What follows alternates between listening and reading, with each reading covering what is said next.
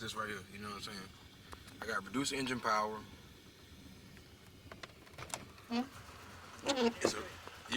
It's a rough item.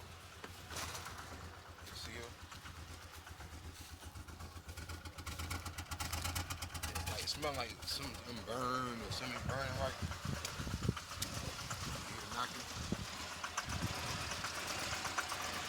Then the car will run good. So I want to know what's going on. Anybody have a good idea? What they think this is? I'll show you right quick about the hood. What I mean.